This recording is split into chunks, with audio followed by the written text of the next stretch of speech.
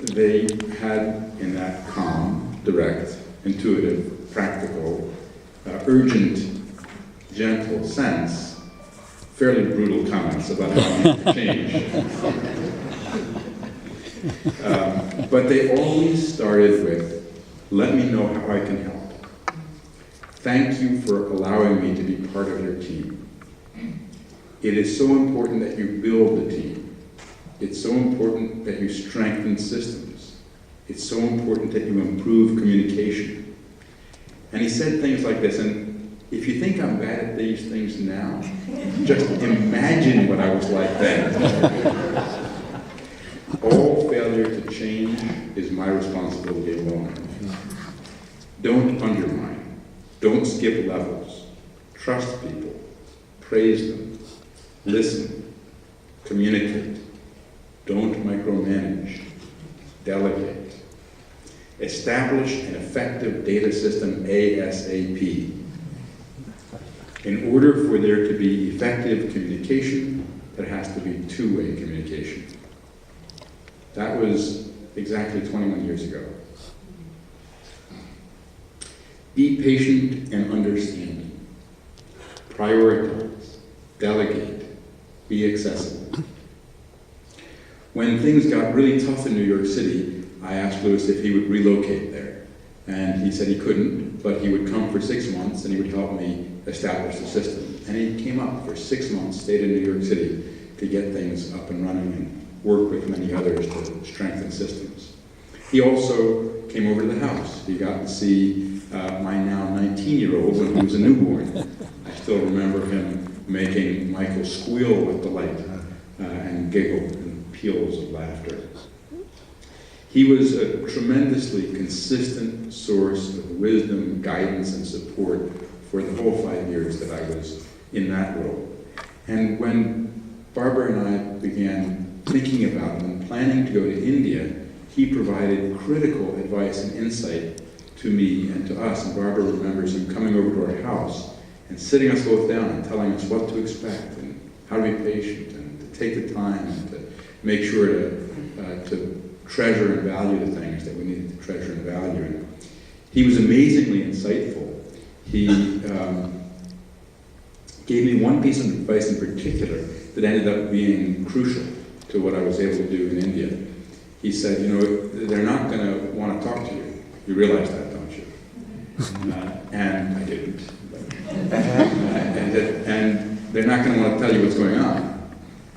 So what you should do is you should find people who are in the unit, but who aren't in power, because nobody talks to them.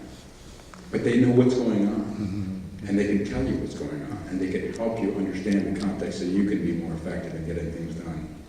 And that was the kind of practical nugget of wisdom that helped enormously in getting things done. The first person pretty much I told outside of my family about getting this job was Louis. And he immediately transitioned into the mode of, how can I help? What can I do to support you? What can I do to support CDC? I looked through my notes from that time. In June of 2009, I wrote in some personal notes that I was keeping. Louis, wonderful. And he was. He headed the transition. He identified what posts we needed to fill. He specifically personally recruited the people who we wanted to get to apply.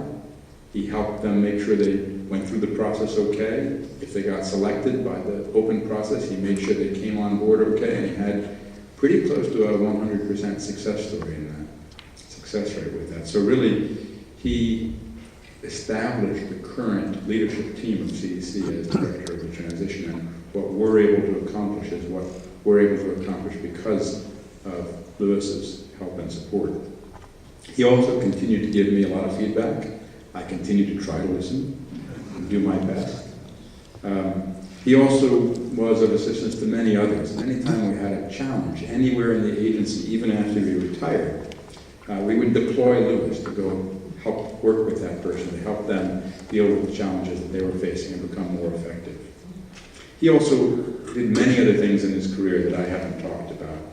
He had a challenging, long assignment in Kazakhstan, where he was able to get a great deal done in very challenging environments, and many, many other things. And of course, there was so much more to Louis than just what I've described in terms of his work life, and so much more to him, to his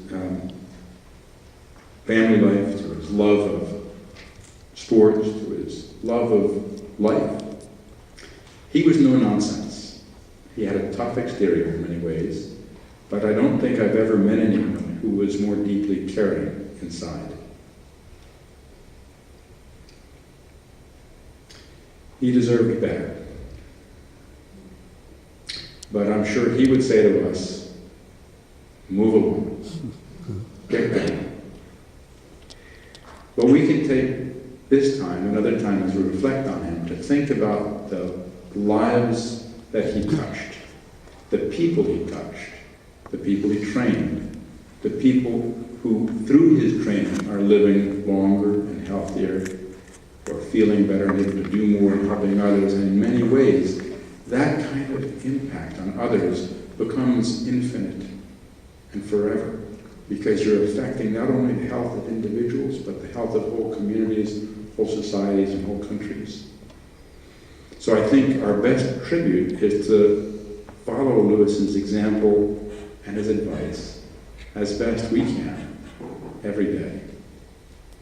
And that's what I'll try to do, with deep thanks and forever remembering Louis, and thanks to his family.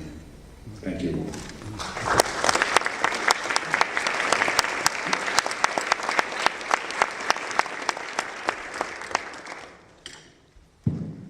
Thank you, Dr. Frieden. I think Louis always talked about his special relationship with you and the really good working relationship that has helped CDC move forward.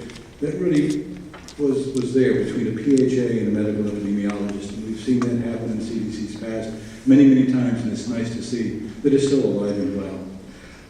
I want to share with you now a special presentation that was put on by a lot of friends of Louis, some comments about his life, and a little video vignette of a journey through Louis's life.